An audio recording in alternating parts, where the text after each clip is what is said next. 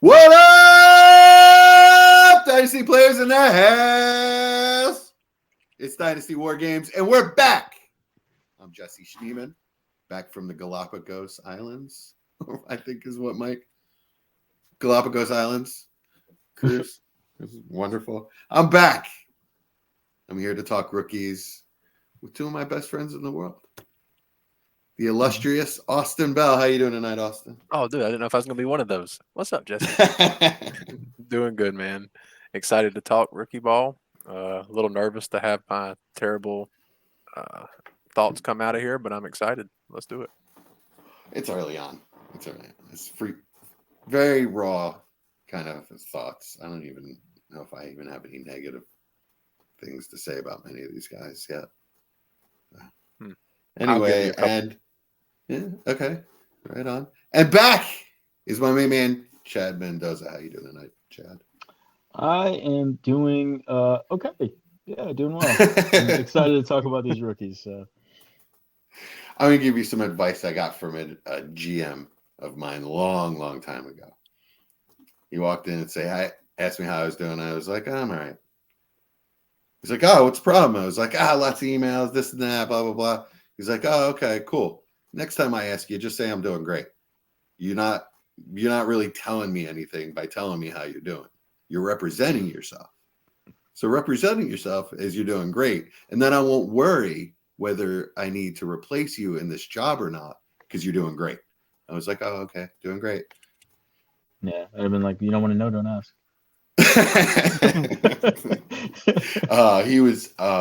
That GM was something else, man. He was a true sociopath. He really, he really was. He taught me how to, quote in quotes, represent myself very well in there. Furthered my career in ways I never would have understood because I'm just not a sociopath. Yeah. Sociopaths get places, man. Yeah, I hear you. They know how to emulate human emotions very well. All right, so we're not here to talk psychology at all. Although a little bit goes into the rookies, right? Their psychology, the psychology of the rookie draft. But right now, we're just going to try to introduce these guys.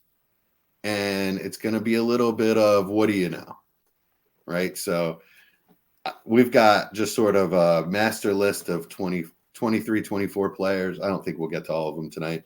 But we're just going to start going through them over the next few weeks. And I'm going to ask you guys what you know.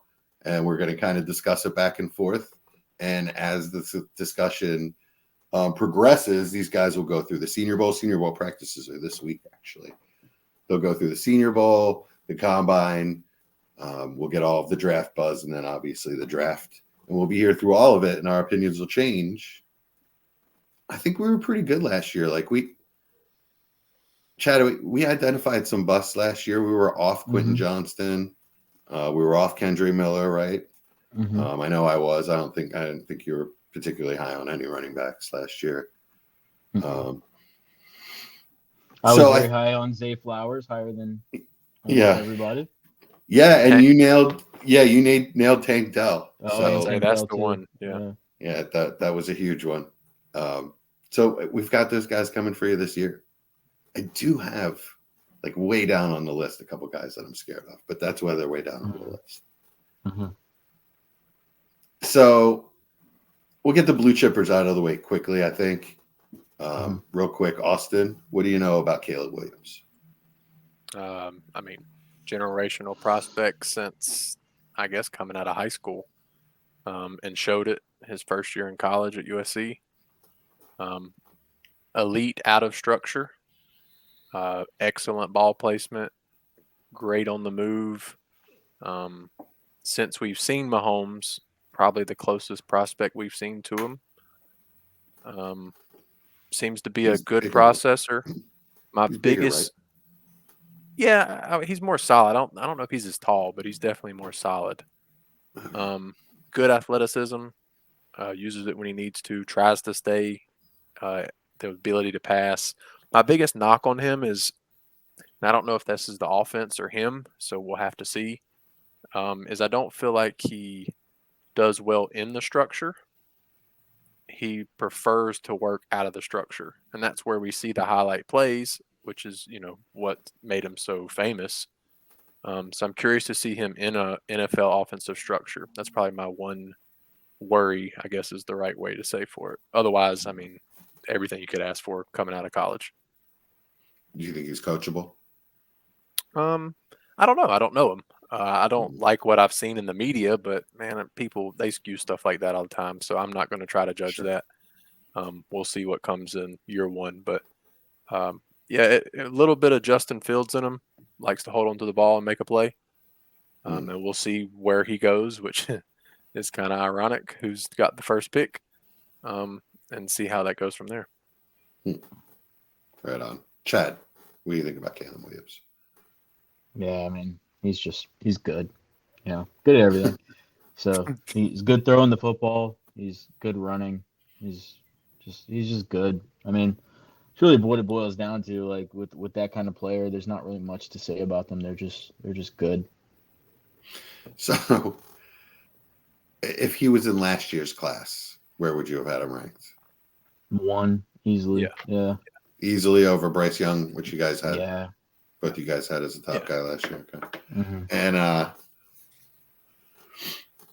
what about compared to Trevor? If he was coming out in Trevor's class, probably have Trevor first. Yeah, not who Trevor is now, but as a prospect. Yeah, as a prospect, probably have Trevor first. For fantasy, I'll take Caleb. For real football, I'll take T-Law. Yeah, I think Trevor is a prospect. Class. Yeah, he probably would have went first. I think. Caleb. I'm right with you, Austin. I think better for fantasy. I would have drafted him number 1 overall in rookie dynasty rookie drafts. Yep. So, in the last 5 years, Caleb Williams is probably the second best prospect coming out. Yeah, I think that's is that fair? I mean, I think we've thought that since probably the first game we saw him play at USC. He just instantly looked like, oh my, this guy's got it. Okay, cool. Right on. Let's move on then. So the next guy on the list, MHJ. I don't want to sit and throw superlatives out because that's going to happen on every podcast we listen to. We know that this is at least the best prospect to come out since Calvin Williams, right? I don't think anybody thinks he's Calvin Williams. He's physically Calvin Johnson. Nobody. That's what I said. Yeah, Calvin Johnson. Physically, nobody was Megatron. That is the Philly accent, by the way. Nobody's Megatron. But anyway, we just know how good MHJ is. My question to both you guys is who's 1 and who's 2 out of Caleb and MHJ for you in rookie drafts right now? Dynasty rookie drafts. Yeah. It's Caleb for me. I'm picking a quarterback. Okay. Yeah, it's Marvin Harrison for me at the moment. Okay. So you would, because I've considered it too, and I'm not really sure where I'm at yet. It's obviously landing spot dependent more for Marvin Harrison because it's kind of easy to tell where Caleb's going at this point. I mean, I guess we all assume the Bears are gonna stay put and pick him. I think that's gonna happen. I don't give much credence to them trading that pick, but as far as Marvin Harrison, if he goes to the Cardinals, he's the number 1 pick for me. I'm picking him. Yeah. What if he goes to the Pats? Yeah, then it's a tougher question, and I probably would lean Caleb. Okay. But that also depends on where they go with quarterback too. If what they do there in New England. So there's a lot of moving parts, but I would just say right now in a vacuum for me, probably Marvin Harrison. I think it's a lot harder to get him than probably any quarterback in that top 6 range outside of Allen and maybe Mahomes. Did Bill O'Brien get fired? Or is he still the offensive coordinator in New England? I think he's still there, isn't he? Yeah, I haven't heard I haven't heard anything from, about him getting fired. Yeah. Yeah, from Mayo, I haven't heard any offensive changes. Interesting. Okay. I didn't really think. It's an interesting thought. So New England's sort of faced with the same decision we would be faced with, not with Caleb, but quarterback or wide receiver. Mhm. Like the floor for Marvin Harrison is so high, and then the ceiling is so high. It's like, do you take this can't miss wide receiver that you know you're going to get all this huge value out of and be part of your team for years and years, or do you take the chance on a quarterback? Yeah. You know, 'cause you're definitely with a rookie quarterback, you're taking a huge chance no matter what. Yeah. You're doing the I same think with it the just receiver. depends. I don't agree with that. Okay. I've seen these can't miss wide receiver prospects come out and miss. Corey Davis, dude, 101 that year. Now he's not MHJ level. That's not my point of the statement. But rookie drafts, he was 101, clear cut. Dude was a stud, top 5 pick in the NFL kind of thing, like stud, and never hit. So I don't think that's a for sure. You're going to get this guy, and he's going to be your wide receiver one on your team no matter what. I think it's likely, but I also think Caleb's likely going to be a good fantasy quarterback and give me the position that's a lot harder to trade for than it is wide receiver. That's kind of my argument on it. Corey Davis wasn't anywhere near the level of prospect that we're talking about here. I'm not saying that, but he was 101 in fantasy drafts. Okay. I understand. Yeah, but I mean that doesn't make. I mean maybe because I have such a bad opinion of fantasy players' opinions in general on the order in which they decide players should go. But yeah, I mean I just don't put any credence in. I think Marvin Harrison is just one of those players. The same with Caleb, where they're just in another stratosphere. And Marvin Harrison, for me, even more so. I think you have to go back a very, very, very long time to find a wide receiver like Marvin Harrison. A very, very long time. I just don't know. I don't see another one coming out like that. The only thing that does push him down a little bit for me in my head is that the wide receiver class is so strong. But then again, you could say that about the quarterback class. So I don't know. Do I want Marvin Harrison? And if I have a pick later in the first or in the early second, I mean, do I want Caleb Williams in the early first and then in the early second, or if I have a mid to late first again, grab one of the wide receivers? Maybe that's a case to be made there. But yeah, I just think Marvin Harrison's a special player. Yeah, I just want to say I don't disagree with any of your statement. This was more philosophy based. Mm-hmm. I mean, I agree that the argument's totally fair. I'm almost always going to side with the quarterback if they're on the same tier of prospect. I haven't made up my mind yet. This is all like I'm playing devil's advocate on all of this. Every wide receiver drafted in the top 10 in history. I'm struggling to remember a recent bust that was actually drafted in the top 10 wide receiver in the NFL draft. And this guy's going to go top 5. I mean, the only thing I can think of. It's not even really about where he's going in the NFL draft. It's about what he is. Like, I mean, you can say, oh, a player went top 10, but a top 10 player doesn't mean anything compared to another year, right? It's about what is this particular player, and compared to every other wide receiver that's been out as a prospect in the last, I mean, since I've probably been alive, there's just not many that you can put up with him, and that's just it. I mean, he's just different, and I think he's gonna be incredible. I think Marvin Harrison's gonna be incredible. AJ Green, Julio Jones, Tavon Austin. Yeah. Wow. Number 8, Justin Blackman. That was a name that came to my head, but I couldn't remember where he was drafted. God, he was so good in college. 9. Did he go to Coastal? Or am I went to thinking of someone Oklahoma else? State. Oh, okay. Sammy Watkins, Mike Evans, Kevin White. I wasn't sure if he went that high or not. Yeah, he went and Great 7th. was, Yeah, he went Great really high. was drafted 5th. Mm-hmm. So, Yeah, but Corey Mike Davis was Williams. also, a lot of people considered that a reach on Tennessee's part there at 5. Yeah, Yeah. I do remember that. Mike Williams, John Ross. Yeah, that was another one a lot of people thought was a reach. Sure, that was insane. That was a ridiculous pick by them. I don't. Yeah, I think. I guess that opens my eyes a little bit more. There definitely have been some busts, but anyway, I think that the debate's real, and I'm going to have it with myself all the way up into the rookie drafts. I think. Yeah. I don't have any 101, so I don't have to make the decision. But I think the really interesting one is if you've been hoarding picks for this class, which I know a lot of people have.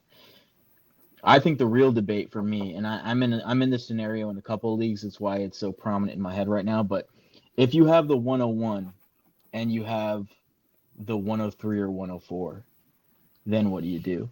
Because you have some really, really good wide receivers in that we'll talk about soon in Rome and Neighbors. And then you have also just some other quarterbacks that could be really good players like Drake May and Jaden Daniels. So do you go for the extremely talented, prolific quarterback or the extremely talented, prolific wide receiver and then gamble on the other position a few spots later? I think that's that's so easy for me. I go wide receiver. I go with MHJ. And then, because quarterback's already a gamble, so I'll take Drake May or Daniels, whoever's there. I don't care. Right now, I have those guys pretty dead. yeah, even. I probably agree with that. All right, let's talk about Drake May then. What do you know about Drake May, Chad? I mean, Drake May is another really good player. I wish he had a better season this last season. I spoke about him as really, really having an opportunity to give Caleb a run for his money this year. That's how. We were talking about that last offseason. I really, really like Drake May, and it hurts me to say that because North Carolina, I can't stand them. Yeah, he's a really good player. He's a multifaceted player, a lot like Caleb Williams, in that there's just a lot of aspects to his game that he's good at. But man, he just missed some passes this year that he had no business missing, and he did lose a lot of players, which hurt him. But I was expecting a lot better from him. I still think he's a really good player. And the comp that's always thrown around with him is Justin Herbert, and it is a little lazy, but it also just makes so much sense. And not just like who they are as players, but also what their college career kind of looked like, especially towards the end of it. So, yeah. Is he your third player right now in rookie drafts? Yeah, easily my third. But it's tough because Jaden Daniels, I mean, if he goes to a team that's really going to use him well, he could be a force in Dynasty, and yeah, I could see myself taking more Jaden Daniels there, but that's going to be landing spot dependent for me as well. What do you think, Austin? I liked a lot of what Chad said. Actually, my lazy comp was also Herbert. I guess it makes sense watching him play, but how about John Elway? I'll be completely honest. I didn't watch enough of him. That's who still Herbert before my time. But sure, watching the receiver that we'll speak on at some point on Carolina, May did miss a lot of throws, stuff that I would have expected him to make, especially the 25-yard plus throws. Now, I will say he was getting hit a lot, but welcome to the NFL. Uber talented arm, again, mobile. The offense didn't really let me see what I thought for the NFL processing wise. It was a lot of half field reads and, hey, you're throwing to these two guys or run. So I don't really have much of a thought on that, but exciting prospect. His 2022 tape was electric. So if he goes to the right system, I mean, it could be a Herbert kind of rise in fantasy. So what do you think of him compared to Daniels? I'll take May considerably and it's just because of the risk that comes with Daniels. For fantasy, it obviously makes it closer with the legs, but I need to see the actual draft capital. This time last year or year before last, we were talking about Malik Willis, first round, this and that, and this is kind of feels the same way. So I want to see it before it actually happens. And if he gets They're that not- top 10 draft capital, then we'll discuss where he needs to be in fantasy. They're not similar. I'm not saying that at all, but I'm talking about the pre-draft hype. They're not at all similar. Yeah. But we also saw this with A-Rich last year, so it, I think with we're not on Jaden Daniels yet, but Sure we go are. to him. Yeah, let's go. Are we on Jaden? Okay, cool. So Jaden Daniels, just the season he had was really hard to ignore. I mean, there was nobody talking about Jaden. I mean, it was almost like Joe Burrow. You remember when Joe Burrow was before he was Joe Burrow, and everybody was just never heard of him.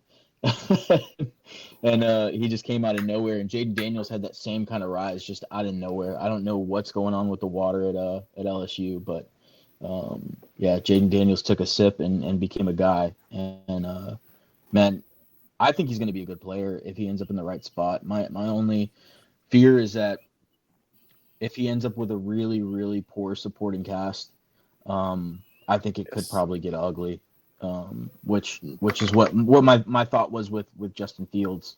But I'm hoping that maybe Jaden Daniels has a little bit more understanding of playing with a poor environment, because he has in the past, but he just wasn't nearly as good when he was doing that. So, which is understandable, but you're also just banking on that 1 year at LSU being a rather than it being an outlier, being the measurement to measure him by going forward. So there's a lot to think about with him. I still have Drake May ahead of him, but I really like Jaden Daniels, and I wouldn't argue with anybody that has him above Drake May at this point, just based off of last year's season. Yeah. So he basically was Malik Willis this time last year, right? 4th, 5th round pick. Yeah, he was. I mean, probably later than that even. I mean, there was. I wouldn't even be surprised if he went undrafted if he had the same kind of season he was having before this last one. So yeah. So I guess the way it could be shaping up, there's so long to go here. Trades could be made, minds could be changed. But let's just say the Commandos go with Drake May, and then the Patriots take Daniels. It's great draft capital, but it's a horrible landing spot, isn't it? Isn't that the situation we're worried about? Defensive head coach, no weapons, not really good offensive line, and Bill O'Brien. Is that what we think is going to be successful for him? It's not where I want. I want him to go to Atlanta if Fields does. Yeah. That's where I want him to go, because I think that's the kind of system with the weapons he needs. But New England feels nasty. But anybody that goes there quarterback wise, I'm gonna be like, yeah, until I see it. Mm-hmm. Mm-hmm. That being said, we said the same thing about Houston last year, so I'm trying not to be too situation dependent. Yep. I didn't hate the situation there. I like D'Amico Ryans, though. I just think that he's a great leader, and yeah, but that's always a coin flip, though. You never know with those guys. Absolutely. Coming in, especially player coaches or the guys that used to be players. I mean, that flops so many times.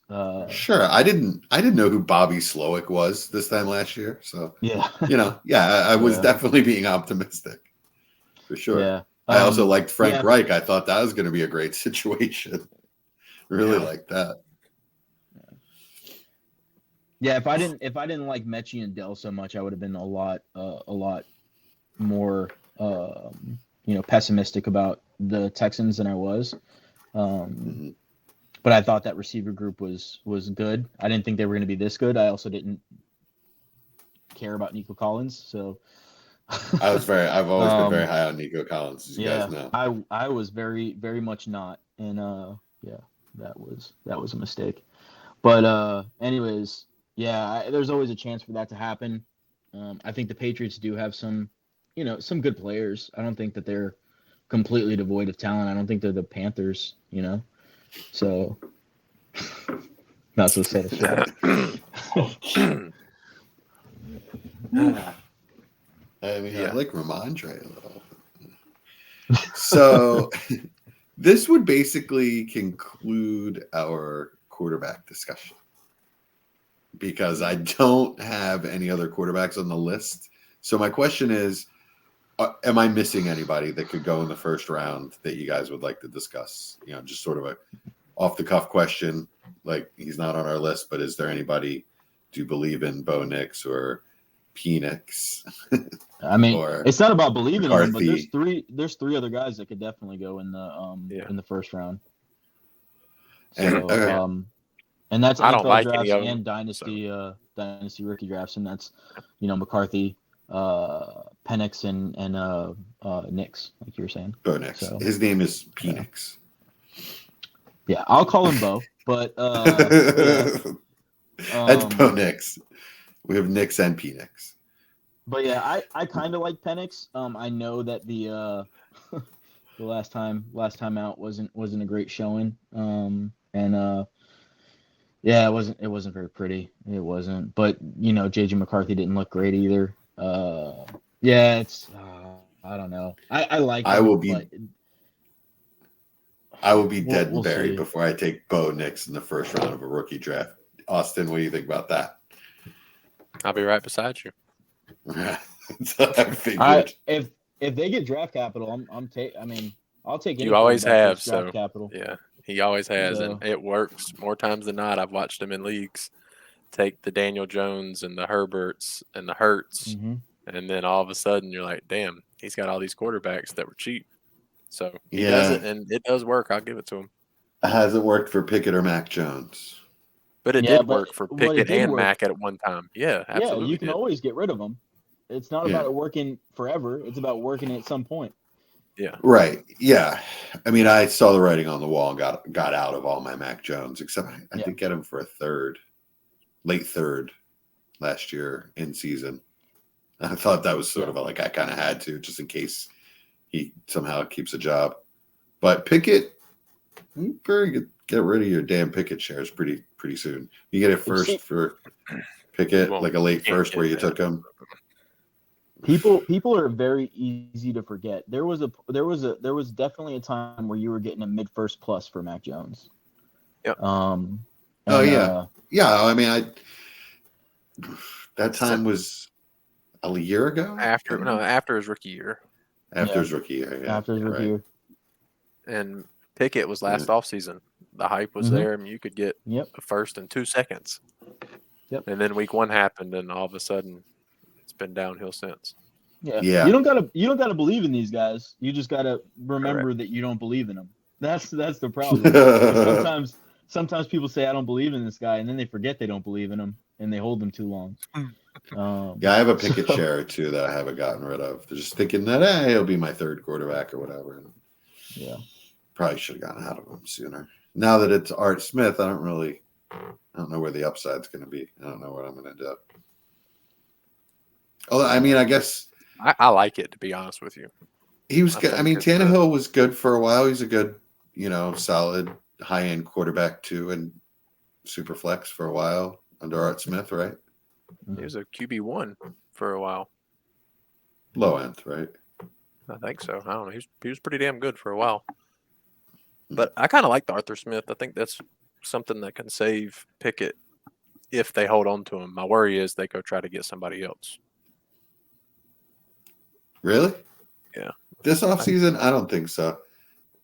They've already come out and said that they're going to re-sign Mason Rudolph and give him some competition with him. And it's going to be a training camp battle between Pickett and Mason Rudolph. Literally, the owner came out and said it. All right, let's talk about something fun because that's disgusting. All right. Let's just say I don't believe in any of these other quarterbacks. If they make their way, if they prove themselves in some way during this offseason and make their way into the discussion, great. But as of right now, no. I don't believe that they're first-round quarterbacks. I'll be selecting every and all of them as long as they get draft capital. Doesn't matter. No, that's what I'm saying. Right now, I don't believe any of them will, but I could be proven wrong. All right. So 5th up on the list is Malik Neighbors. So let's do Neighbors and a Dunze together. Which one would you rather have, Chad? Rome. Austin.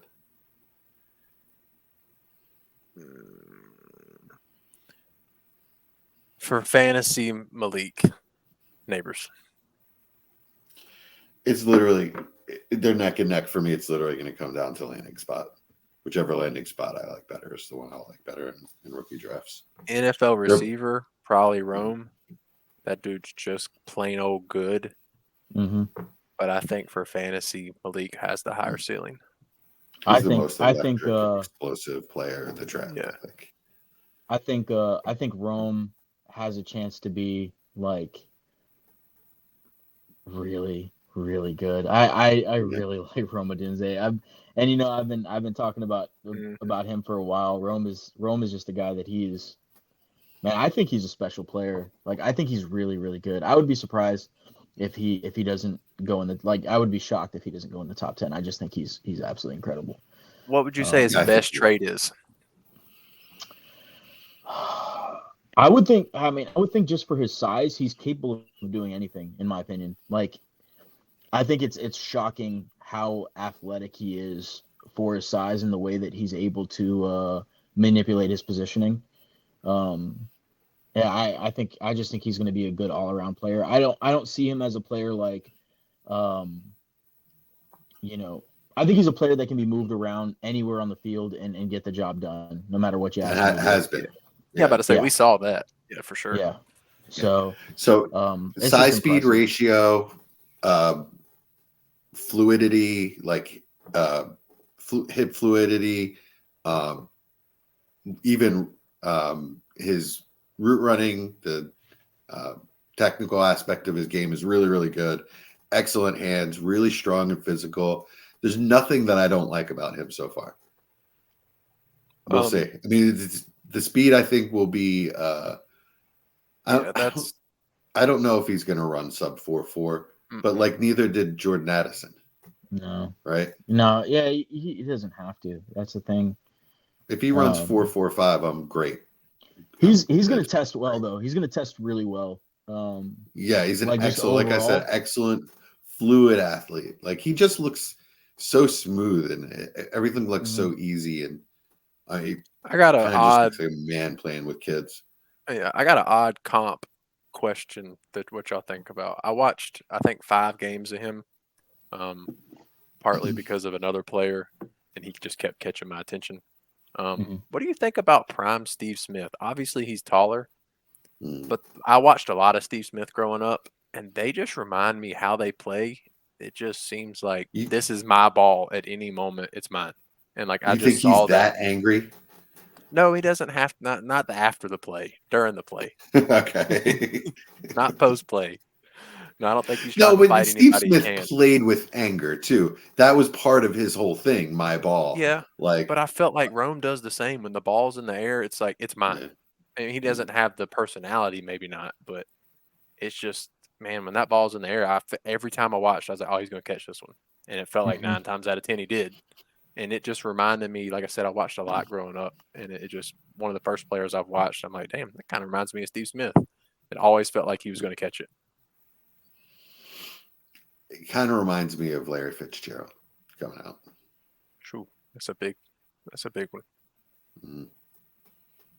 Another player that I thought had it all, and just was obvious to me that he was going to be a great wide receiver coming out. God, he was so good. Mm-hmm. Yeah, I like it. I mean, I've actually seen interviews with Rome, and I just also think that he's a smart, seems smart, thoughtful, well-spoken. Just doesn't seem like the kind of guy that's going to waste it. Yeah, that's I think one of the more impressive things about him too is you listen to him talk and you listen to just his story and everything, and he seems like a guy that is like got his head on his shoulders in the right way. He seems like a really good kid, which is always nice to see because half the time it's not even about the talent. It's about, what they do once they get there. And yeah, it seems like always has a chance of going the other way, but it seems like he's going to do all the right things when he gets there. One of the things that's also so impressive about Marvin Harrison as well. I mean, that's how his father was, and for just sure. the way those guys go about their business. Very impressive. So, what about Neighbors then? Because we kind of just went all Odunze there. Well, so he's gonna. I don't think he's gonna be the fastest wide receiver, but at his size, he's gonna run probably sub 4.4. He's just lightning with acceleration, and like you can't even get your hands on him getting off the line. Like it's really hard to guard a guy with that size of physicality and speed that can already run the routes that he runs, and with those hands. The hands are ridiculous. Yeah. Mm-hmm. Yeah, catches. It's ridiculous. I was watching the guy we're going to talk about soon, and I just kept going over to Neighbors, and like you'd see the play, and it's like, yo, how did you catch that? What? Don't slander my boy in the process, though. I'm probably going to. Do not. Anyway. Yeah, Malik Neighbors is just. I'm struggling to remember a player that fast at his size that just looked this good. Usually it's like, oh, that guy's so big for his size. I mean, so fast for his size. Malik Neighbors is just so fast. I mean, and I like that he has it instantly too. It's not one of those build-up speeds. He's got it off the release. The acceleration is just instant. Yeah. I think Troy Franklin will run a better 40, but he's not, nearly the receiver. No. And, there might be another receiver or two. There's always a couple of guys that run really fast 40s. Yeah, Worthy's going to be up there as well. Oh, yeah, that's right. Yeah, Xavier Worthy as well, if he's healthy for the combine. Neighbors is just one of those guys where you're like, man, get the ball in his hand just any way you can. Mm-hmm. Like it can be 5 yards behind the line of scrimmage, 5 yards, ahead of the line of scrimmage, 40 yards down the field. Just get the ball in his hands. Yep. And he's going to make something happen. So, yeah, good player. He's one of those athletes that once the ball is in his hands, he's like in control. He uses his speed in bursts and doesn't just. It's like kind of you saw Gibbs do this a lot in college. Just vary the speed to sort of just fuck with defenders till they decide what they're going to do. Lamar does it a lot. Kyler's very much like that. Mahomes is like that a bit.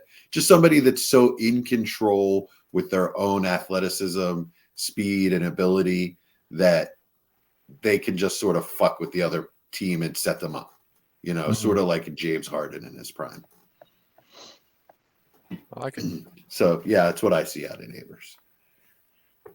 These guys, to me, are outside of the risks of the quarterbacks that we just talked about. These wide receivers is top three. They're just kind of can't miss. They're as good a wide receivers as we've seen in years. Before we move on from them, where do you see those in your mind? Where do you see those two guys landing? And do you think it's going to be good, or do you think it's going to be a negative? Yeah, I think one's going to go to the Chargers, and it's going to send his career to the moon. Yep. I don't think either one's going to go to the Chargers. What do you think they'll take? Bowers? The next guy we talk about, yeah. Which I'm also just as happy about that, but yeah, for Bowers, sure. But I mean, I just think the wide receiver one is just so what they need. And they really are. But I think for me, there's a strong possibility they try to keep Keenan Allen, and then they take this guy Brock Bowers, and then try to get, because this is a really deep wide receiver class, try to get another wide receiver later in the draft. Because there's not another guy close to Brock Bowers in this class. That's fair. Right. Let's say they go to Tennessee and the Giants then. Let's say one of each, the next two picks, 6 and 7. Yeah, it's a good chance Neighbors goes to the Giants, I think. I did perfect fit for Dable and Daniel Jones. I think it would be great for that offense. Really, I think what you Neighbors guys need to do Neighbors is wide receiver one for the Giants. Yeah, but I really do you think hope that's Jerome But do you think that's fool's gold, or should you take one of the two amazing offensive tackles that would be available and sort of give up on Evan? Evan Neal? They're not taking a They're not. tackle. No, They're not gonna. taking a tackle. They're gonna roll with that tackle they They're took gonna last run year with again. Evan Neal. Tennessee they're might, gonna run though. with Evan Neal. Yeah, Tennessee might. Yep. I think I really think that Arizona is gonna go wide receiver. So I think it's gonna be Arizona and the Giants. But I think there's also it's gonna really depend on what happens with New England if New England ends up going quarterback. I really think quarterbacks are going to go 1, 2, 3. Yeah. When all said and done, and then MHJ goes to the Cardinals. The problem is Justin Fields. That's really the problem. Is if Justin Fields finds his way to New England, then that's the only block that hasn't fallen yet. And what would make me question New England's pick there? Yeah, sure. I mean, it's not just Justin Fields either. It also could be Cousins. Mm-hmm. Yeah. I don't know what would attract Cousins to New England other than money. Russ.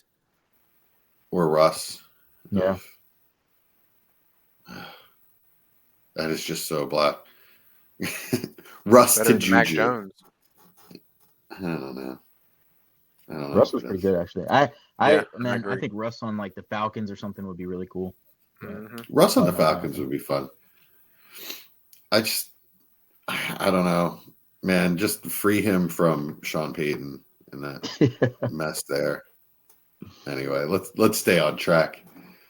Let's move on to Bowers then. I guess the question is, we know he's just an awesome tight end. We know he's a receiver playing tight end. He's a big ass receiver playing tight end. Mm-hmm. Great hands. I'm going to take this one. I'm going to tell you what I know. Great hands. He can also block. And that's the thing that spooks me a little bit with him in fantasy. Yeah, he'll get him on the field, but doesn't it annoy the shit out of you when Kittle has a blocking game? He's just not out there running routes. And don't you think that's going to happen with Bowers? Yeah. Depends on where he goes, I guess, but not really. Not really. It doesn't bother me at all. No, it doesn't bother me either, because it just means that he's staying on the field, which is great. Which the alternative to that is them saying, you know what, let's get this guy out of the game on running downs, and that's not good. So because that just opens the door for another tight end to get reps. Yeah, that was Komet early on in his career. Mm-hmm. Compare him to Pitts. Better prospect. Receiving wise? That's closer. He's not a better athlete. He's I think close. Pitts is a better I think Pitts was the better prospect. I don't know. It's pretty close. Yeah, I agree with that. But I think Bowers is a better blocker. So yeah, I think as a tight end prospect, I'll take Bowers. Bowers is. Go ahead. I was just gonna say Bowers is probably the better all-around player, but as far as if they both win in the same class, I think just the way the game is played and the way people think of tight ends and wanting that kind of elite receiver, I still think Pitts would go ahead of him in the NFL draft.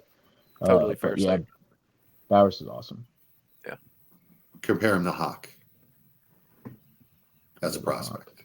Much better. Hawk was a big-time prospect, first-round pick.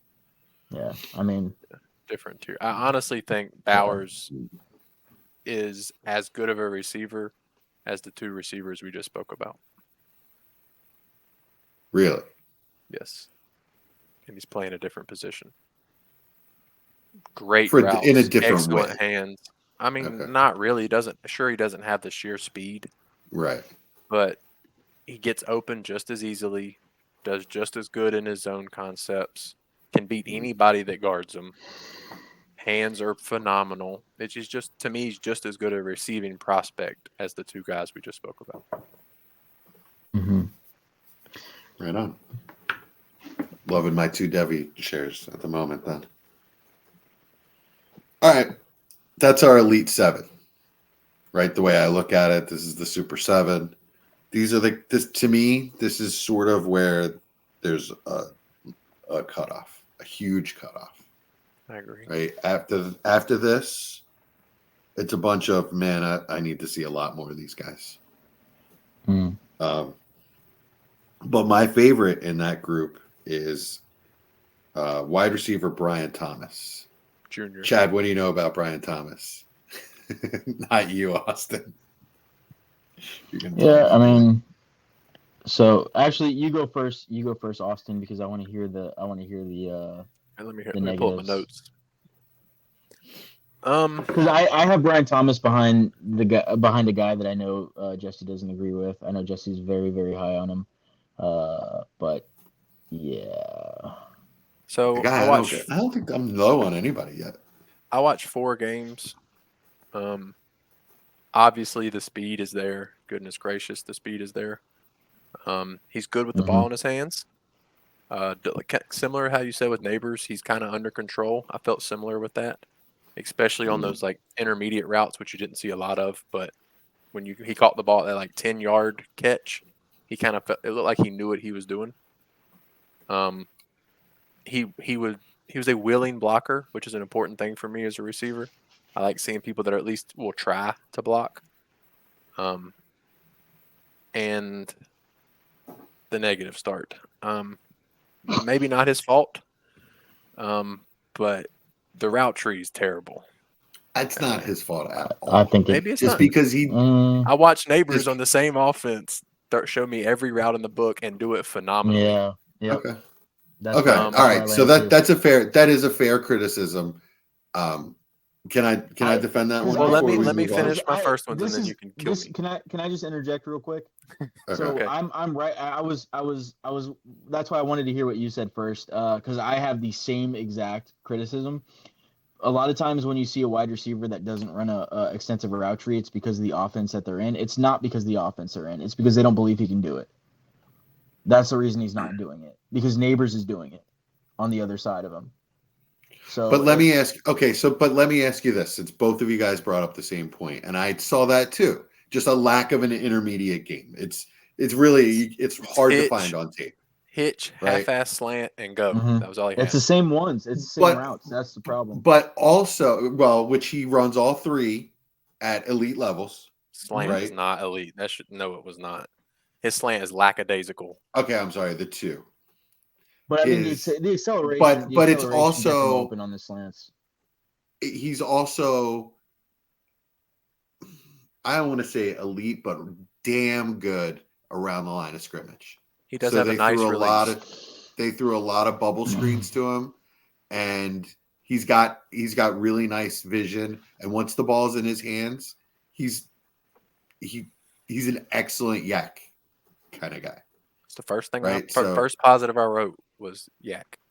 So, what my question is, with his deep ball ability and his around the line of scrimmage, get the ball in his hands, kind of on end arounds and bubble screens and stuff like that. With having both of those in his bag of tricks, does that get him in on the field enough and score you enough fantasy points until he develops the rest of his game to put him in the conversation to be a first round rookie? That's kind of like my question. Depends on where he goes for me. Okay. If he goes to an offense that I believe that they can utilize him like that early on, sure. But we're if he talking goes, we're talking about first round rookie. He's definitely a first round rookie. Yeah. Like not even. I mean, like to go 108 is where like. I mean, he could go top. He could go top like 12 in the draft. I mean, he's a good player. Really, you think that high, huh? Yeah, I mean, yeah, he could definitely go that high. Let me hear the rest of your negatives, Austin. My biggest negative is I saw 0 separation on man-to-man routes that didn't involve him going deep. It's kind of the same thing. What do you mean? That's kind of the intermediate game. Yeah, sure, but it was just glue, man. Like, dude, the corners are running his routes for him. he's not finding technical separation. He's finding athletic separation. It's that like really late, like when you see him run a go, and just out of nowhere he just gets like some separation that wasn't there like a millisecond beforehand. It's because he has this like late gear that just kicks in that nobody else has. But he hasn't put that into anywhere else in his game where he's able to get separation just on a technical level, getting in and out of breaks and just, finding space. I think he's going to be a really good player. I think he's going to get really good draft capital. I think the NFL is going to absolutely love him. And he's going to be a top. I think he has a chance to be a top 6, top 7, like dynasty consensus rookie pick. I think he's going to go pretty high, to be honest with you. Go I don't like him that much. Guys that we just talked about. I could see him going higher than Brock Bowers in okay. In like 1.25 or a standard format for sure. Okay. Yeah, that would make sense. Yeah, that's fair. So, and the last thing I had is sorry. Go ahead. No, I was just gonna say that's not to say that I like that's what I think. He's not even my next wide receiver. So, but I just think that's what's gonna happen. Okay. The last thing I had is I didn't see hardly any good contested catches, which was there because he didn't create any separation except from the deep ball, and I felt like he dropped most of the contested deep balls that I saw. If he had a yard of separation, I felt like he caught every one of them. But when the corner was still there, I felt like there was only 2 or 3 I saw that he brought down, and most of the other ones were smacked out of bounds. I'll have to disagree. I have to go back and find the exact plays and send them to you if I can. But there's some end zone stuff with him. Okay. Contested catch end zone, which was actually the other thing that I thought would bring him some fantasy relevance as well early on in his career. There were definitely some go get 'em like fades and contested catch stuff in the end zone that I really liked out of him. Okay. Yeah, send them to me because I watched dot in the eye with the feet and stuff like that. So looked really good. I watched Bama, Florida State, and I didn't write the last name, but one other game. So yeah, if you can show me the plays, I'd like to see them good. I don't remember exactly what games they were, but I'll go back and take a look and see if I can send those to you. All right. Anything else on Brian Thomas? It's a guy that I really, really like. Yeah, obviously, there are definitely flaws to him. That's why I think is a huge tier drop. I mean, athletically, I think he's every bit as gifted as some of these other guys above him. He's just, I think Chad said it, like he's not technically as sound nearly as the other guys. Yeah. Cool. All right. So next on the list is, so now I kind of like Brian Franklin a lot. I mean, Brian Thomas a lot. Troy Franklin's next. But the rest of these guys here, there's a big, huge tier. So like just the fact that we might be talking about Keon Coleman, in 9 picks doesn't mean I don't like him. It means I remembered to put him on the list then. Keon Coleman's my wide receiver 4. Is he? Yep. We're not allowed to go out of order. Yeah, remember we got to go in order. Yeah. Troy Franklin then. What do you guys know about Troy Franklin? Burner, baby. I haven't watched that much of him. To be honest, I watched a little bit of Oregon, but I didn't focus on Troy Franklin a ton. There wasn't super impressive him, to be honest. So I'll just wait. Austin? In the right offense, which is going to be any of these guys we speak on for the next 20 pick or the next 30 picks, he's electric. Super ridiculous speed. I enjoyed his releases. Similar to Brian Thomas. See, that's one I did forget. Good release package. Yep. Troy Franklin also has a good release package. I like the contested catches. Pretty good on intermediate. I liked his top of the route separation, which again, I thought it actually was a little bit more technically sound than some of the other guys I watched at that 10 to 20 yard route maneuvers. Not really any drop issues that I had. There really wasn't. I didn't have. I've just seen limited play, but I've seen him drop multiple passes on limited play. So I don't know if that's He's just got what some I drops. saw. He's got some drops on tape. I'll say that. Again, games I checked the drop percentage. Sure. It was lower than most of the guys in the class. So, Well, okay. I don't know. I came away happy. He was a fun player, super fast.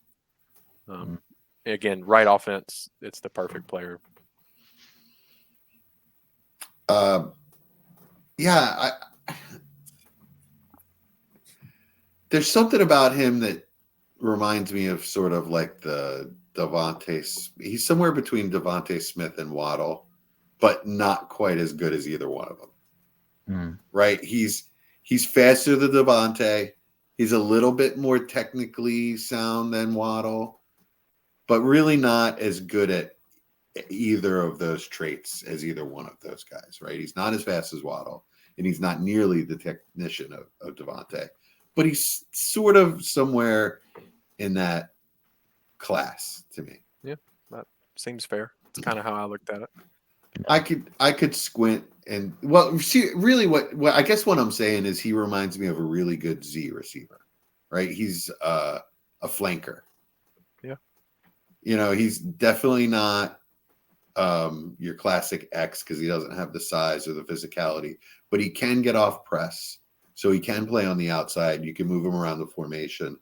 And if you play him in the slot or inside, he can definitely be like a speed threat, like a speed slot. And I think would be really successful at that.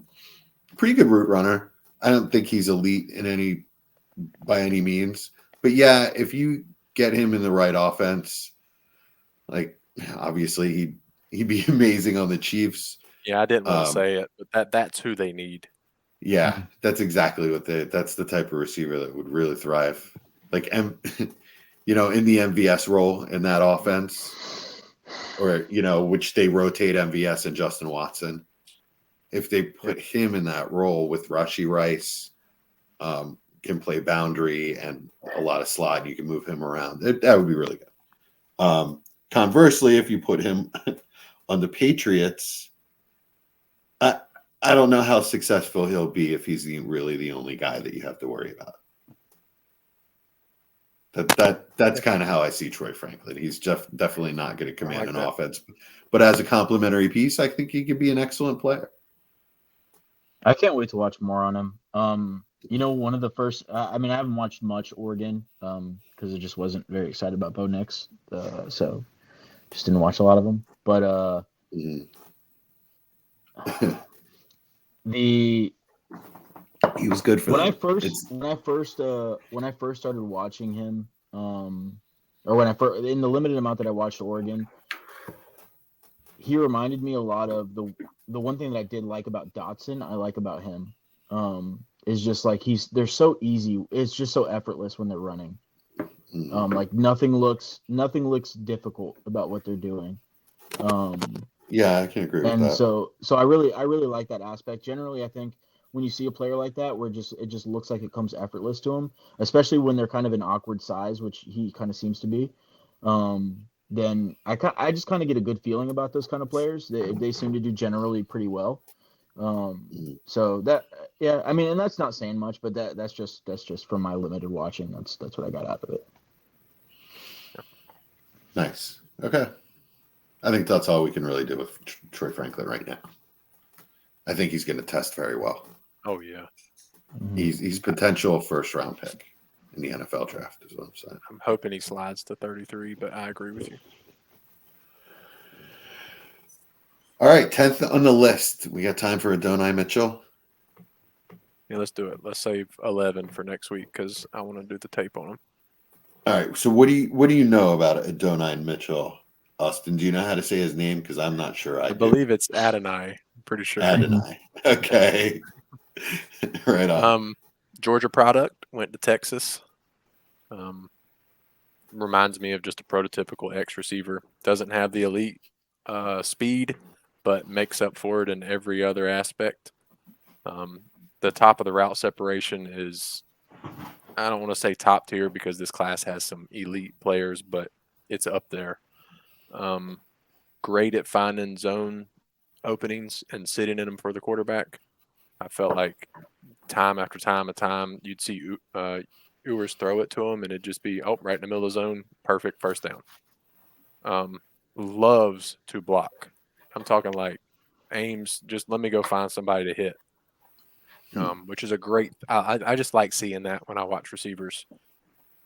Solid after the catch. Again, doesn't have the top speed, but does enough to get the wiggle and get the extra 3 or 4 yards. I thought he had good nuance in his routes, changing his speed, changing his direction from short and intermediate. And I enjoyed watching the body control with contested catches. I thought he did well turning his body where he needed when he needed. I was impressed, to be honest. Yeah. Yeah, Adonai's a fun player, but he does all of his work before the ball gets to him. That's the one negative I have is, once the ball's in his hand, he's probably not going to do too much with it. But he's a fun player to watch, and big guy who's got some good routes, got good hands. He's got a lot of things going for him. I just think he's going to have to be with a good quarterback that's able to get the ball out to him on those deep and intermediate routes to see the best of him. If he's not, then I could see a pretty big lack of a production going his way in the NFL. But he's going to be a really cool X receiver if he ends up in the right spot. I like him. You didn't think he did well enough creating in the short area obviously not any quarterback, but I felt like that 3 to 8 yard mark, he was always open. It didn't matter if he was running the end, the stop, the slant, whatever. He just created that, like with the change of direction. Yeah, no, that's going to be fine for him. I just think he does his best work when he's deeper down the field. And I just think, in the NFL, in college, it seemed like for me, he struggled with the ball in his hand as far as, making things happen after the catch. And in the NFL, you want your best players after the catch to have the ball in their hand on the short and at the line of scrimmage routes. That's fair. And so I just don't think he's going to get that much opportunity there. They're not going to say, all right, we need to get you the ball, 12 times a game. I just don't see that for him in his future. Classic X receiver.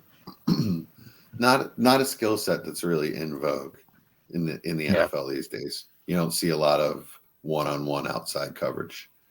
Mm-hmm. Of course, things change. Things trend all over the place. You see the Lions running a jumbo package with 6 offensive linemen for half of the NFC Championship game until it really mattered. But that's just an example of how things go back and forth. If you want to play too deep on us, fine, then we'll run it down your throat. So the X receiver absolutely could come back in vogue. And somebody like Adonai Mitchell is still useful. I'm not saying it's not like, he's not like the split wing or the veer offense or something like that. But I guess compare him to Drake London, T. Higgins for me. Yeah. Very similar.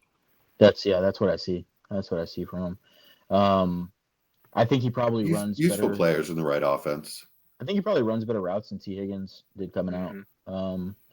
What I would really like, just because I've already guessed that the Chargers are going Brock Bowers. If they did go Brock Bowers and then came back in the second round and got Mitchell, oh man, That'd get be rid nice of replacement for Mike Williams. Yep, get rid of Mike Williams, Keenan Allen, Brock Bowers, and line up Mitchell on the other side there.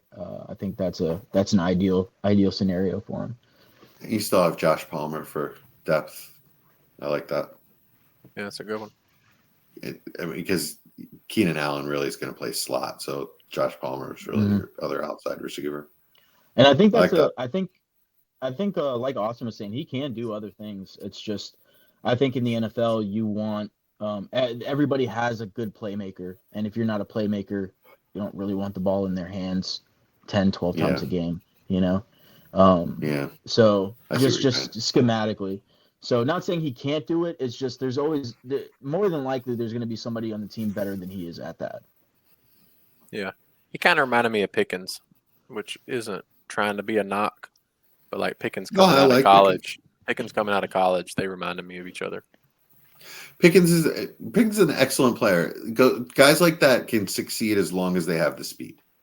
Mm-hmm. If they're just a go up and contested catch guy and can't really get separation, they're screwed. Yeah. I mean, Mike Evans, I guess, is the best out of all of those players that I've seen. One of the best ever to do it. Yeah. Yep. Even he has effed up hands, though. All right.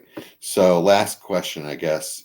Rank the last three players we talked about: Brian Thomas, Troy Franklin, Adonai Mitchell.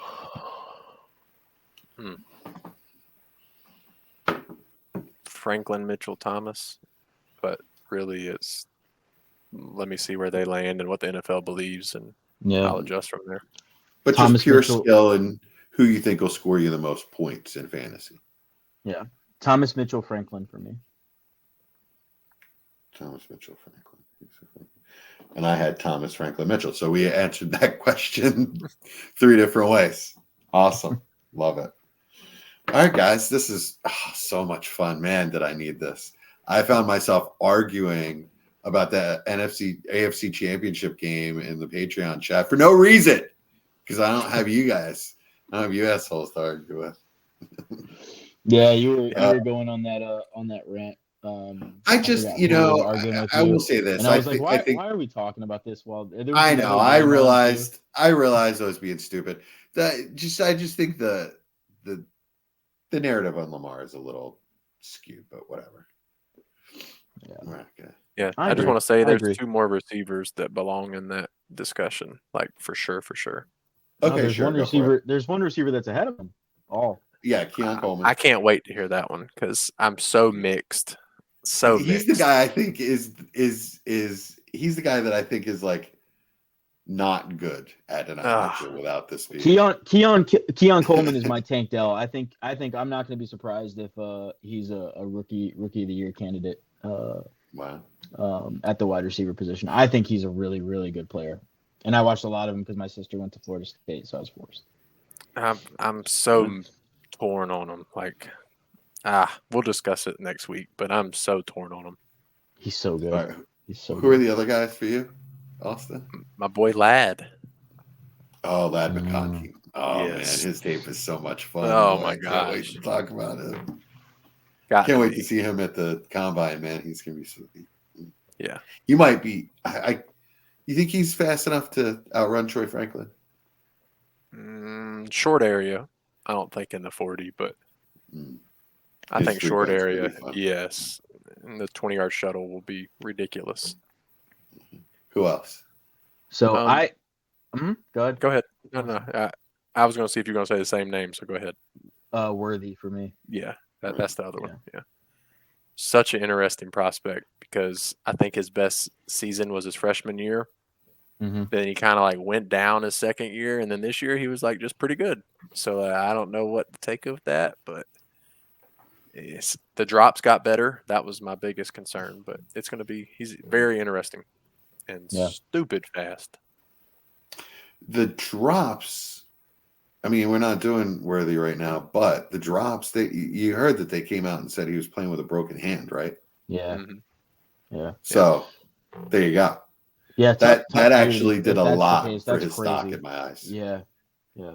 A lot. Yeah, to play all season with a broken hand and say nothing. I mean, that's one thing. I think Worthy's going to go ahead of Mitchell, and I watch a lot. Yes. I'm in Austin. I agree. So I agree. But I think Worthy's going to go ahead of Mitchell. I think it's going to go. For me, the order that I have it personally, and I think is probably going to line up with the NFL. Is going to be Marvin Harrison, Odunze, Neighbors, but those two can be flipped 2 and 3. I mean, it's going to be whoever likes that prototype. And then it's going to be between I have Coleman next, and then Worthy, and then Thomas. So. Okay, excellent. I also have Xavier Legette in that tier. Not I for need me. to see a lot. I need to see a lot more of him. But he's intriguing. The traits intrigue me. There's another guy that I'd take above him. I Easily wonder in that tier. Who you, that who we you haven't talking talked about. Corley. about? I like the tape. He's my number Yeah. one candidate to be Rondell Moore. Yeah, that's Yeah, fine. he's going to be one of mean- those players that people just really like the highlights of, and D. Eskridge or yeah, he's cool. The guy on the Rams. Tutu. Yeah. Tutu, Tutu was fun. Yeah. But yeah, I think no. But in all seriousness, I think Brian Thomas is going to go early. I think your guy is going to go as the fourth guy in the actual NFL draft. So I think it's going to push him up. But yeah, when he tests, it's going to help for sure. Yeah, I'm really curious to see Coleman's testing. I got a friend that went I to don't think Florida he's very State as well. fast. See, man, they said that they tested him and he was running the low 4.4s. Really? So if that would be he went to crazy. Florida State, has a guy, his friend's a trainer for the school, and they were testing low 4.4s. So if I see anything close, me too. But if I see anything close to that, then yes, wide receiver 4 locked in.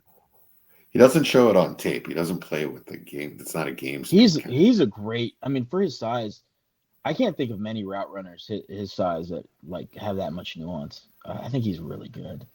I think he's really, really good. I'm gonna watch him more. It's gonna be fun. I'm gonna watch him more. I won't. He's definitely not a guy I've dug into. So by the time we talk next, I'm gonna be schooled on Keon Coleman.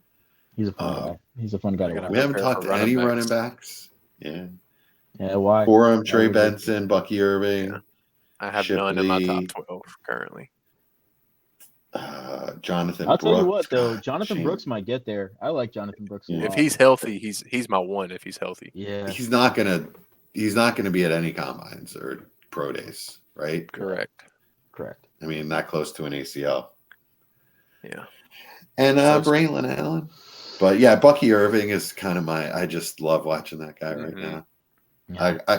I just after watching actual all 22 of him. I went back and just started watching highlights. Just I gotta see more.